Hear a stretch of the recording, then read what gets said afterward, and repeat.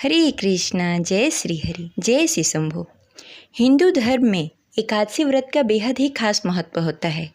इस दिन जगत के पालनहार भगवान विष्णु और माता लक्ष्मी की पूजा की जाती है। लेकिन फागुन मास के शुक्ल पक्ष की एकादशी तिथि को भगवान विष्णु और माता लक्ष्मी के साथ शिवजी और माता पार्वती की पूजा की जाती है। फागुन मास के शुक्ल पक्ष की एकादशी को आमलकी एकादशी और रंगभरी एकादशी कहते हैं। इस दिन भगवान विष्णु और माता लक्ष्मी के साथ शिवजी और माता पार्वती की पूजा करने का विशेष महत्व होता है। मान्यताओं के अनुसार इस दिन भगवान शिवजी और माता पार्वती विवाह के बाद पहली बार काशी यानी कि बनारस नगरी में आए थे। उन्होंने माता पार्वती को गुलाल अर्पित किया था, जिसकी वजह से इस एकादशी को रंगभरी एकादशी के नाम से जाना जाता है। तो आज के इस वीडियो में हम जानेंगे कि साल 2025 में आमलकी एकादशी कब है, पूजा का शुभ मुहूर्त क्या होगा और एकादशी व्रत का पारण कब किया जाएगा। तो इस वीडियो को अंत तक अवश्य देखिएगा। अगर आपको जानकारी अच्छी लगे तो इस वीडियो को लाइक करके कमेंट बॉक्स में हरे कृष्णा अवश्य लिखें।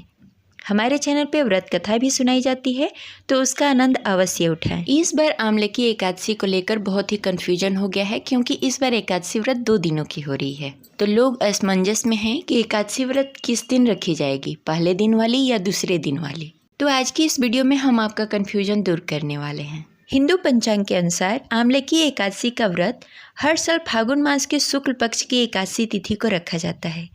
इसे रंगभरी एकादशी भी कहते हैं। रंगभरी एकादशी के दिन से ही काशी में होली की शुरुआत हो जाती है और पूरे 1 सप्ताह तक होली चलती रहती है। इस साल आमलकी एकादशी यानी कि रंगभरी एकादशी 10 मार्च 2025 दिन सोमवार को पड़ रही है। हिंदू पंचांग के अनुसार आमलकी एकादशी का प्रारंभ 9 मार्च 2025 को सुबह 7:45 पे प्रारंभ हो रही है और 10 मार्च 2025 को सुबह 7:44 पे समाप्त होगी। उदय तिथि के अनुसार 10 मार्च 2025 दिन सोमवार को एकादशी व्रत रखा जाएगा। जब भी एकादशी व्रत 2 दिनों की होती है तो दूसरे दिन के एकादशी व्रत रखना चाहिए, क्योंकि कभी भी द्वादशी में व्रत का पारण नहीं करना चाहिए, इसलिए इस बात का ध्यान रखें। एकादशी व्रत का पारण 11 मार्च दिन मंगलवार को सुबह 6:35 से 8:13 तक रहेगा। द्वादशी तिथि समाप्त होगी सुबह 8:13 पर। तो आप द्वादशी तिथि समाप्त होने से पहले ही पारण कर लें। चलिए जानते हैं आमलकी एकादशी का महत्व क्या है।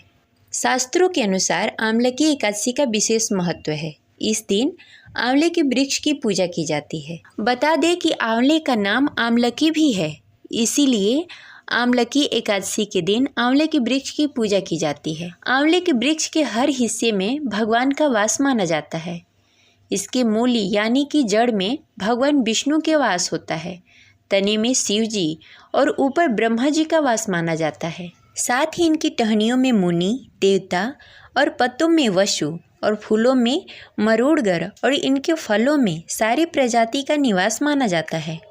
भगवान विष्णु को आंवले का वृक्ष अत्यंत प्रिय है। कहते हैं कि आंवले के वृक्ष के स्मरण मात्र से गौदान के समान पुण्य फल मिलता है। वहीं इसके स्पर्श से किसी भी कार्य का 2 गुना फल प्राप्त होता है और इसके खाने से 3 गुना फल मिलता है।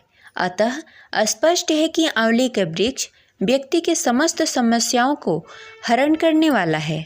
अब चलिए जानते हैं कि आमलकी एकादशी के दिन आंवले के वृक्ष की पूजा कैसे की जाती है। आमलकी एकादशी के दिन सबसे पहले आंवले के वृक्ष के पास जाकर वहां चारों तरफ की भूमि को साफ सफाई करनी चाहिए और मिट्टी को गोबर से लिपना चाहिए।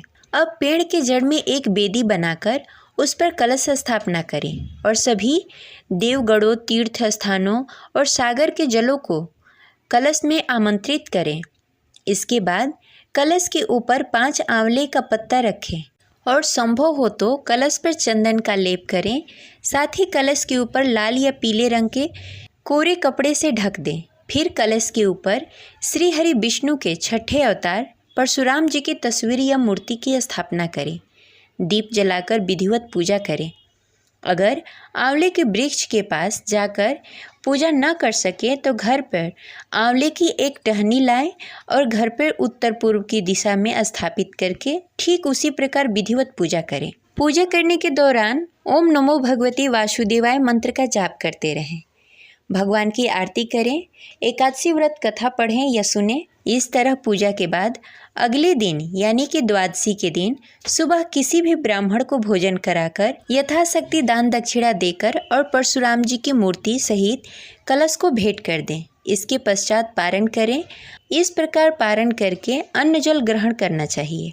तो ये रही आज की जानकारी। आशा करते हैं आपको अच्छी लगी होगी। तो मिलते हैं अगले वीडियो में। तब तक के लिए हरे कृष्णा, जय श्री हरि।